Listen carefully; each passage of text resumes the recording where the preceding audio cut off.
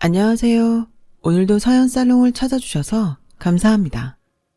저는 부동산 부자 부모의 딸이에요. 제가 아주 어릴 적부터 친정은 벌써 큰 부잣집이었죠. 강남 전체가 시골 진흙밭이었던 시절부터 대대로 과수원을 하며 배농사를 지어오던 농사꾼 집안이었어요. 산업화 시절 강남이 개발되고 도시가 되고 땅값이 천정부지로 오르면서 큰 부자가 되었다고 해요. 그럼에도 친정 부모님은 부자 유세 같은 건 전혀 없이 수수하고 좋은 건물주이기도 하죠. 있는 사람에게야 당연히 제값 받지만 어려운 사람에게는 시세보다 훨씬 저렴하게 상가를 임대해 주거든요. 그런 친정 부모님의 성품을 물려받아 무엇보다 독립심이 아주 강한 여자로 자랐어요. 어릴 적부터 중학생 과외를 하며 번 돈으로 스스로 대학 등록금도 마련했고요. 명문대를 졸업한 뒤로는 제 꿈이었던 바리스타가 되어 작은 카페를 하나 차렸어요. 물론 부모님의 지원금은 하나도 없이 스스로 번 돈에 은행 대출금까지 더해 차린 카페였죠. 그런 제가 대학생 시절부터 오래 연애해온 남자친구와 결혼을 준비하게 되면서 본격적인 사건이 시작되었어요. 예랑이는 저희 친정의 빚대기가 민망할 만큼 가난하고 불우한 집안에서 자란 청년이었어요. 춤바람이 난 엄마는 예랑이가 아주 어릴 적 하나 있는 자식과 남편을 내팽개치며 도망쳤고, 졸지에 팔자에도 없는 호라비가 된 아버님은 예랑이가 대학을 졸업할 무렵 세상을 떠나고야 말았어요. 자식만큼은 어떻게든 번듯하게 키워내기 위해 허드렛 일을 전전하다 병을 얻은 탓이었죠. 온갖 고생을 다해가며 명문대까지 보낸 자식이 성공하는 모습을, 결혼해 가정을 꾸리는 모습조차 보지 못한 채로요. 상황이 이러니 저희 주변에서는 저희 결혼을 두고 걱정이 참 많았을 법도 했어요. 하지만 뜻밖에도 누구 하나 저희 커플의 결혼을 걱정하는 사람은 없었어요. 제가 조건 맞춰 치러지는 정략적인 결혼보다는 진정한 사랑을 추구하는 스타일이었고, 예랑이도 어려운 환경에서 자랐지만 구김살 하나 없이 멋진 남자였으니까요. 하지만 상견례가 있던 직후부터 예랑이가 부쩍 속앓이를 시작했어요. 이유는 바로 수십 년 만에 불쑥 나타나 상견례 자리에 떡하니 앉아버린 반가워 아가씨. 네? 네가 내 며느리구나. 누구세요? 나? 네 시엄마. 뭘 그렇게 놀라고 그래. 생긴 거 보면 딱 몰라. 네 남편 코 오똑한 거 그거 내가 물려준 거다. 아, 네. 근데 여긴 어떻게 알고 오셨어요? 왜? 내가 못 올 때라도 왔다는 거니? 네. 뭐? 남친이 별로 보고 싶지 않아 했거든요. 춤바람 나서 남편 자식 내팽개치고 도망친 여자가 어떻게 부모냐면서요. 하, 너 지금 시엄마랑 기싸움 하자는 거구나. 사실을 그대로 말씀드렸을 뿐이에요. 솔직히 저도 기분이 많이 불쾌하기도 하고요. 신랑에게 엄마로 인정받지도 못한 사람이 초대한 적도 없는 상견례 자리에 떡하니 앉아버린 이 상황 자체가요. 적어도 최소한 신랑한테 와도 괜찮냐는 허락은 미리 받았어야죠. 허락을 해주긴 이니 신랑이? 제 말이요. 그걸 알면 오지 말았어야 하는 거 아닌가요? 예랑이가 부쩍 속앓이를 시작한 이유는 상견례 자리에 떡하니 앉아버린 시모 때문이었어요. 엄마랍시고 부잣집과 혼담이 오간다는 건 대체 어디서 들었는지 저희 커플이 초대하지도 않았는데 말이죠. 상견례 이후에도 예랑이는 자신을 거들떠도 보지 않았던 엄마가 결혼을 앞두고서야 등장했다는 생각을 떠올릴 때면 불쑥불쑥 화를 터뜨렸고, 저 또한 신랑이 엄마라고 생각하지도 않는 시모를 당연히 거부했어요. 하지만 시모는 저희의 생각 따위에는 전혀 아랑곳하지 않더군요. 뒤늦은 엄마 행세에 지 멋대로 최선을 다하더라고요. 저희의 결혼을 알뜰살뜰 챙겼죠. 마치 자식을 정말로 사랑하는 진짜 엄마 같은 모습으로요. 그런 시모의 행동을 저희 친정 부모님도 유심히 지켜보았던 모양이었어요. 저희를 불러다 놓고 말씀하셨죠. 춤바람이 나서 자식을 내팽개치고 야반도주했던 시모에게 사실은 말 못할 사정이 있었을지도 모르니 한번 알아보라고요. 물론 친정 부모님이 뒤늦은 엄마 행세를 하는 시모의 모습에 감동해서는 절대 아니었어요. 부모님 보기에도 시모는 부모 자격 없는 여자였을 뿐이었고, 그래서 자식 부부에 시모를 잘라낼 생각을 하고 있다면 정말 만에 하나라도 있을지도 모르는 시모의 숨겨진 사연을 알아보는 것이 순서였기 때문일 뿐이었죠. 이에 며칠 밤낮을 고민하던 저희 커플은 아주 큰 마음을 먹고 시모와 마주 앉았어요. 그리고 물었어요. 오늘 이 자리에서는 정말 사실만을 말씀해 주셔야 합니다. 저와 신랑이 당신을 용서할 수 있도록요. 혹여 거짓임이 밝혀지면 더는 어떻게 될지 모르겠습니다. 뭘? 내가 뭘 솔직하게 말해주면 될까? 우리가 당신을 용서해야 할 이유라도 있을까요? 아들 곁을 떠나던 순간에는 차마 말할 수 없었던 부득이한 사연 같은 거 말이죠. 그러자 한참을 생각에 잠겨있던 시모가 대뜸 눈물을 펑펑 쏟기 시작하더니 저와 신랑의 손을 꼭 부여잡은 채로 뜻밖의 고해성사를 털어놓기 시작했어요. 나약한 인간이 나로서는 차마 이겨낼 수 있는 일이 아니었어. 뭐가요? 춤바람이요? 춤바람은 그냥 핑계였지. 기왕 없어지게 될 엄마라면은 슬픔보다는 미움 쪽이 우리 아들한테 차라리 나을지도 모른다고 생각했으니까. 그니까요. 슬픔보다는 미움 쪽이 차라리 나을지도 모를 이유라는 게 대체 뭐였냐고요. 암. 네? 암이었어 나. 암이라는 진단을 받았는데 가난한 처제 치료비가 너무도 걱정이더라. 지금 시절에도 암은 치료비도 많이 들고 낫기도 어려운 병인데 그 시절이야 오죽했으려고. 더욱이 그때 집안 사정은 끼니 거르기 일쑤였을 만큼 무척이나 가난했었단다. 그래서 도망치셨어요. 가뜩이나 없는 사정에 암치료비를 데려다가 하나 있는 자식 앞길에 장애물이라도 될까 그게 걱정이어서요. 그랬지. 그럼 그랬단다. 결국에는 자식을 사랑하는 마음에서 선택한 길이었어. 도망치면요? 떠나면요? 그럼 뭐가 달라질 거라고 생각했던 건가요? 달라질 거라는 기대 같은 건 할 수 있는 상황이 아니었어. 차라리 혼자 죽어 사라져버릴 생각뿐이었지. 근데 사람 운명이라는 게 참 얄궂더구나. 차라리 혼자 죽어 사라지겠다는 각오로 사랑하는 내 아들까지 등지면서 떠나왔는데 암이 완치되더라. 치료비 같은 거 없었다면서요. 내가 그래서 우리나라 대한민국을 사랑하는 거잖니. 의료보험이다 뭐다 국가 지원을 받아서 완치되었으니까 이제 내가 좀 이해가 되니? 아니요. 아직은 아닌데요. 왜? 어떤 지점에서? 완치되었으면 잘 끝난 일이잖아요. 그럼 다시 엄마 자리로 돌아왔으면 될 일을 당신은 완치 이후로도 평생 신랑을 엄마 없는 자식으로 자라게 만들었으니까요. 아닌가요? 죄책감 때문에 자식과 남편을 떠났다는 죄책감이 날 평생 남편과 자식 앞에 나설 수 없게 만들었으니까. 그래요. 지금 하신 말 다 사실이고 들은 대로 믿는다고 쳐도 아직 의문이 하나 남네요. 죄책감에 가족 앞에 나설 수 없었다던 사람이 왜 결혼을 앞둔 지금에서야 나타난 거죠?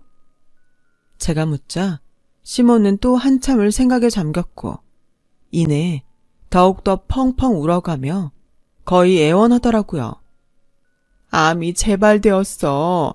말길에 겨우 살았다 싶었는데 이제는 꼼짝없이 죽게 생겼더구나. 그래서 나타났어. 죽기 전에 아들 결혼식은 보고 싶어서 평생 엄마 없는 자식으로 살게 만든 죄를 갚기 위해서라도 결혼식에는 참석하고 싶었어. 그러니 이렇게 부탁하마. 다른 거 아무것도 바라지 않을 테니 제발 혼주 자리에만 앉게 해줘. 삶의 끝자락에 서라마 마지막 엄마 노릇까지는 하게 허락해 주려무나. 그렇게 펑펑 눈물을 쏟아내며 애원하는 시모를 바라보며 한때 자신을 버렸던 엄마를 향한 신랑의 앙금은 결국 누그러졌어요. 세 식구 하루 한 끼 먹으면 다행이었던 불우한 어린 시절. 고작 감기 하나만으로도 병원 가기 두려웠을 만큼 가난한 집안에 심지어 시모가 걸렸던 병은 치료비 많이 들기로 손꼽히는 암이었으니까요.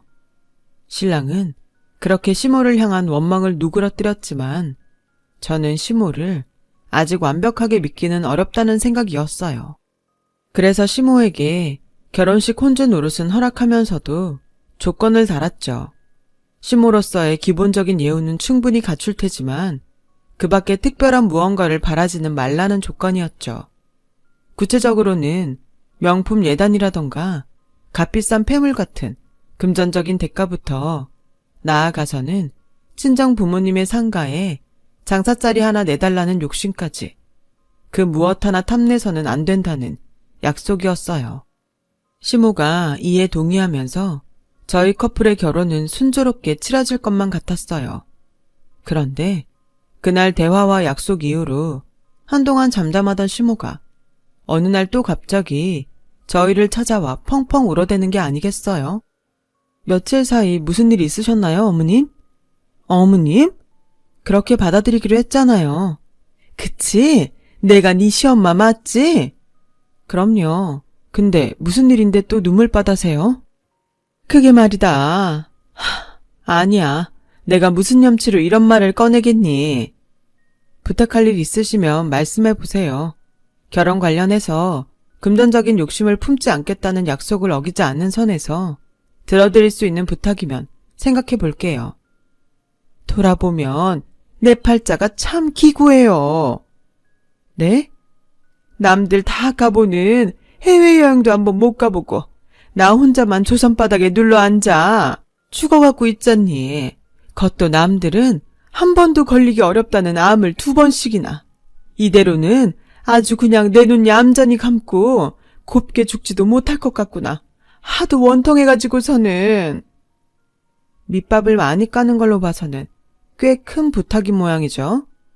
어려운 부탁이긴 한데 꼭 해달라 그런 건 아니고. 판단은 제가 할 테니까 일단 말씀해 보세요. 죽기 전에 해외여행 딱 한 번만 보내주지 않으련? 미국이나 유럽 쪽 3-4달 투어 코스 정도면 좋을 것 같은데. 갑작스런 해외여행 부탁을 받은 저희 커플은 일단 생각해 보겠다는 대답과 함께 돌아섰고 차에 타기 무섭게 신랑이 눈물을 쏟아냈어요. 그런 신랑을 부둥켜 안은 저의 눈에서도 눈물이 멈추지를 않더라고요. 시모가 안타까웠죠. 그때 저희에게는 의심의 결을조차 주어지지 않았어요. 머리에 보자기를 둘러쓴 채로 나타난 시모가 머리카락이 정말 한 가닥도 없는 상태였거든요. 마치 항암치료 부작용으로 탈모를 겪고 있는 환자처럼 말이죠. 심한 탈모 증세를 보이던 시모의 모습을 떠올리며 저희 커플은 결국 시모의 마지막 소원을 들어주기로 했고 시모에게 결혼식 직후에 양가 합동 가족 여행으로 해외를 다녀오면 되겠다고 제안했어요. 그런데 시모가 결혼식 직후에 떠나자는 양가 합동 여행 계획을 완강하게 반대하더라고요. 결혼식까지 내가 살아있을 수 있는 보장이 없다는 이유를 들먹어 가면서요. 이에 그럴 수 있다고 생각한 저희가 결혼 직전에 양가 합동 여행을 가면 어떻겠느냐고 절충안을 제안하자 시모는 이번엔 아주 펄쩍펄쩍 뛰어가며 또 반대를 하더라고요. 죽기 직전에 혼자 조용히 생각을 정리하며 죄 많은 삶을 마무리 짓고 싶다는 이유에서였어요. 그런 비슷한 공방이 몇 차례 반복되었고 결국 시모를 향한 의문에 빠져들게 되었어요. 암에 걸려서 시한부 판정을 받은 사람이 혼자 해외여행이 가능할까? 심지어 외국어 한마디 못하는 사람이? 하는 의문이었죠. 그럼에도 저희 커플은 방식이야 어떻게 되었던 시모에게 여행을 보내주기로 마음을 맞출 수밖에는 없었어요.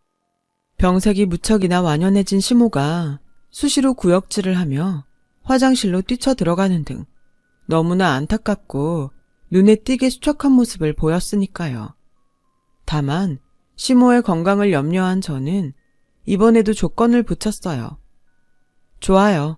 어머님 혼자 해외여행을 떠나는 걸로 해요. 그래, 주겠니? 대학교에서 철학을 전공한 친구가 했던 말인데요. 고독을 즐기기에 가장 완벽한 시간은 죽기 직전의 시간이라고 하더라고요. 잘못도 많았고 번민도 많았던 어머니의 삶, 혼자서 조용하게 잘 정리할 수 있도록 배려하는 거니까 대신에 저희 조건도 꼭 들어주셔야 합니다. 딱히 어려운 조건도 아니에요. 그럼 당연하지. 해외여행 같은 큰 부탁까지 들어주는데 내가 뭘 못해주겠니? 여행 경비 전액을 지원하는 대신 의사로부터 해외여행 가능 여부를 먼저 진단받아 보자고요. 병원? 왜, 싫으세요? 그러니까, 질려서 그러지, 질려서. 내 삶의 절반이 병원이었어요. 뭐든 다 해주겠다면서요.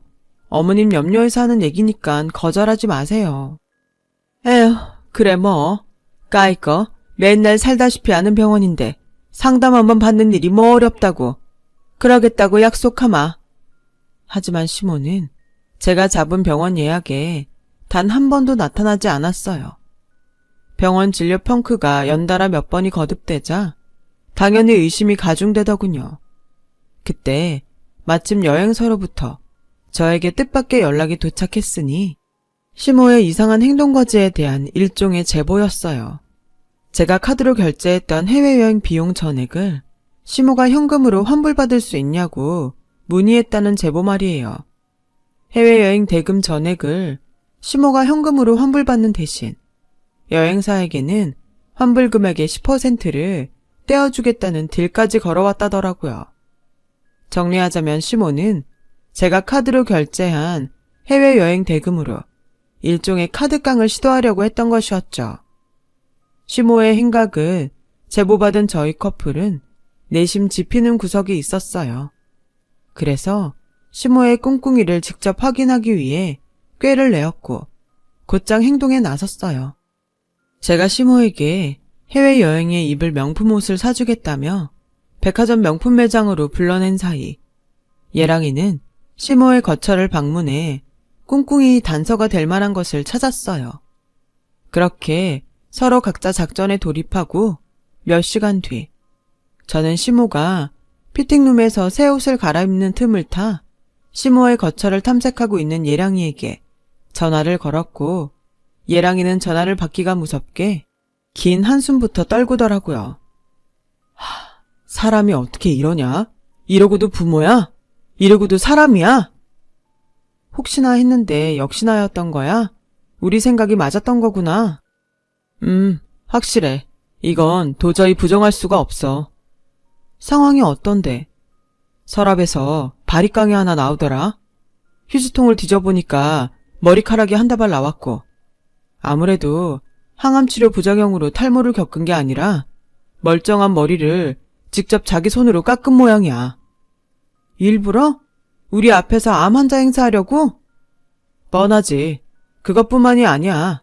냉장고에 유통기한 한참 지나고 상한 우유들이 잔뜩 들어있더라. 그 여자 갈수록 초췌해지고 수시로 구역질을 해대면서 화장실에 뛰쳐 들어갔던 건 장염이랑 식중독 때문이었던 게 확실해. 장염이랑 식중독까지야.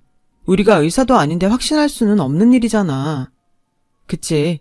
우리가 의사는 아니지. 하지만 의사가 이미 확답을 내려놨더라. 응? 여기 진단서에 장염이랑 식중독이라고 써있다. 날짜도 정확히 일치해. 우리 앞에서 해외여행 보내달라며 병색이 완연한 모습 보이던 시점. 딱 바로 그때부터야. 당신이 실망할 만하네. 나 같으면 곱게 탄식하는 게 아니라 세상 웬만한 욕지거리는 다 끌어다 붙였을 테니까. 나도 심정 같아서는 그러고 싶어. 지금 내가 말한 내용이 전부가 아니니까. 말을 마친 신랑은 낯선 목소리에 중년 아줌마에게 전화를 바꾸어 주었고 그 중년 아줌마가 저에게 건넨 한마디에 저는 시모에게 학을 떼고야 말았어요. 어머, 네가 박신의 부잣집 며느리구나. 누구세요? 나야, 나. 네 시엄마 옆집 친구. 아, 네. 근데 저는 어떻게 알고... 당연히 알지. 박 씨가 부잣집 며느리 생겼다고, 자식 장가 잘 보낸다고 동네방네 얼마나 자랑질을 하고 다녔는데 자랑질만 하고 다녔게? 아들 자식 덕분에 목돈 생겼다는 유세도 떨어댔지. 그 돈으로 춤추는데 투어를 돌 계획이라던가 뭐라던가. 그랬어요. 시모는 과거에 암에 걸렸던 적도 이번에 암이 재발한 것도 아니었어요. 스스로 머리를 삭발해가며 암 환자 행색을 해댔을 뿐이었고 병색이 완연하고 초췌한 모습을 연출하기 위해 일부러 상한 우유까지 마셔가면서 장염과 식중독에 걸렸을 뿐이었죠. 목적은 아니나 다를까 돈이었어요. 해외여행 비용을 챙겨서 그 돈으로 또 즐겨볼 생각이었던 거죠. 비로소 저희 커플은 시모의 추악한 민낯을 모두 깨닫게 되었지만 결혼식까지 모든 사실을 함구했어요. 시모를 저희 커플로부터 영원히 떼어놓기 위해서요. 시간은 빠르게 흘러 마침내 맞이한 결혼식 당일. 결혼식을 앞둔 저희 커플은 한복을 곱게 차려입은 시모가 예식장에 도착하기가 무섭게 모범택시에 태웠어요. 혼자 해외여행을 즐기면서 지난 삶에 대한 생각을 정리하라는 배려인 척. 출국심사 받으려면 시간이 빠듯하니 결혼식 참석은 어렵겠다면서 시모를 태운 모범택시를 다짜고짜 출발시켜버렸고요. 마침내 모든 목적을 이루었다는 착각에 빠진 시모는 희희낙낙 모범택시와 함께 멀리, 아주 멀리 떠났고 저희 커플은 순조롭고 행복한 결혼식을 치렀어요. 혼주 자리에는 추악한 시모 대신 시댁 쪽 큰어르신이 앉았죠. 그렇게 결혼식을 마친 저희 부부가 신혼여행 출국 수속을 밟고 있던 순간이었어요. 연신 전화가 걸려오더라고요. 아니나 다를까 모범택시를 타고 멀리 떠났던 시모였죠. 여보세요? 전화를 왜 이제야 받니? 당연히 못 받을 수밖에요. 좀 전에는 결혼식 중이었고 지금은 신혼여행 출국 수속을 밟는 중이라서. 됐고 뭐가 좀 이상하니 확인 좀 해줘야겠다. 뭐가 이상한데요? 아니 글쎄 이놈의 모범택시 기사 양반이 내가 여행사에 볼 일이 있다며 아무리 애원해도 무작정 고속도로를 타버리더니 급기야는 아무것도 없는 강원도 산골에 덜컥 내려놓지 뭐니. 그래서요. 나 지금 생뚱맞은 강원도 산골이라니까. 택시기사 바꿔줄게. 확인 좀 해봐라. 글쎄요. 잘못된 거 하나도 없는데. 예, 벌써 3번째 말하잖니. 나 지금 강원도 산골이라고. 좀만 더 가면 아주 북한까지 나올 지경이야. 일부러 거기로 보냈어요. 정확히 도착한 거 맞고 됐죠? 뭐? 우리가 당신 내쫓은 거라고. 당신이 내 신랑 버렸던 것처럼. 왜 이러니 며느라. 나 지금 건강이 많이 안 좋아요. 곧 죽을 것 같아. 암 아닌 거 알아요. 바리깡으로 머리 깎고 일부러 장염에 식중독까지 걸려가면서 암 환자 사연팔이에 됐던 거 다 안다고요. 그니까 꼴 같지 않은 수작 그만 부리고 이쯤에서 떨어져 나가는 게 어때요? 그게 무슨 소리니? 세상 어느 누가 함부로 자신의 목숨을 핑계로 연기를 하겠어. 이건 모함이야. 누군가가 나를 음해하려는 것이 분명해. 아니, 당신이 진짜 대단한 사람인 줄 알아요? 얼마나 대단한 인간이길래 그런 식으로까지 준비해가면서 음해를 합니까? 그리고 기사님한테 여행사에 들리자고 했던 이유는 뭔데요? 여행사에 볼 일이라는 게 대체 뭔데요? 내가 대신 대답할까요? 해외여행 비용 현금으로 환불받아서 먹고 튀려는 생각 아니에요? 결혼식 빌미로 남편 낳아준 엄마라고 사돈이라는 핑계로 우리 친정한테서 한몫 뜯어낼 생각으로 암 환자 행세까지 해가면서 수십 년 만에 접근했는데 그걸 초장부터 확 막아버려서 어쩔 수 없이 해외여행 핑계로 그 돈이라도 챙겨가려고. 맞나 보네요. 이런 말이 있어요. 때로 침묵은 가장 훌륭한 긍정이다. 제가 말을 마치자 남편이 전화를 넘겨받았고 남편이 여보세요 한마디 하기가 무섭게 시모가 모범 택시비만이라도 대신 내주면 안 되겠냐고 애걸복걸해댔어요. 하지만 시모의 추악한 민낯을 직접 목격한 남편은 길고 길었던 시모와의 악연을 끊어내었어요. 택시비는 출발 전에 벌써 지불했어. 너까지 매정하게 굴지 말렴. 엄마잖니. 널 낳아준 엄마. 그래요. 그 낳아준 값으로 지불한 모범 택시 값이야. 낳아준 값은 택시비로 퉁치고 다시는 연락하지 말아요. 아들, 승준아. 내가 왜 당신 아들이야? 당신 손으로 따뜻한 밥을 한 끼 해먹인 적 있어? 아님, 졸업식 때 꽃을 한 송이를 안겨주기를 했어. 아니잖아. 당신은 내 평생에 없던 사람이잖아. 평생에 없던 사람이 엄마랍시고 불쑥 나타나서는 암 환자 행세까지 해가며 외동아들의 마지막 효심마저 짓밟으려 했던 추악한 속물이잖아. 나 당신 아들 아니고 당신도 내 엄마 아니니까 제발 좀 내 세상에서 사라져요. 비행기는커녕 모범 택시라도 한번 타본 것만으로도 감지덕지하면서 곱게 사라지라고요. 알겠어? 그날 남편의 모습은 옆에서 지켜보는 제 가슴이 다 미어질 만큼 아프고 슬퍼 보였어요. 하지만 어쩔 수 없는 선택이었죠. 시모와의 사건을 겪으며 저희 부부는 분명하게 깨달았거든요. 시모는 상종해서는 안 되는 추악한 속물이라는 사실을요. 이후 저희 부부는 작은 카페를 함께 운영하며 성실하게 살아가고 있어요. 카페를 마련하며 받았던 대출금을 부부가 함께 착실하게 갚아나가고 있고 저희 부부의 카페는 동네 사랑방도 되었죠. 어렵고 외로운 어르신에게는 무료 커피와 한 끼 든든하게 먹을 수 있는 샌드위치 또는 토스트를 제공하고 카페 영업이 끝난 뒤에는 학원으로 돌변하기도 해요. 저희 부부 둘 다 명문대 졸업한 경력을 살려 동네 가난한 학생들에게 무료 거해를 해주고 있거든요. 시모의 소식은 알 길이 없어요. 오히려 그래서 살짝 불안하기도 하지만 어떤 일이라도 부부가 함께라면 충분히 이겨낼 수 있을 테니까요. 같은 부모라는 이름을 쓰고는 있지만 부모도 다 같은 부모가 아니네요. 앞으로 태어날 저희 아이에게는 부모라는 이름에 걸맞는 사랑 많은 부모가 되기 위해 열심히 노력하면서 살아가 보려고요. 긴 이야기 들어주셔서 감사합니다.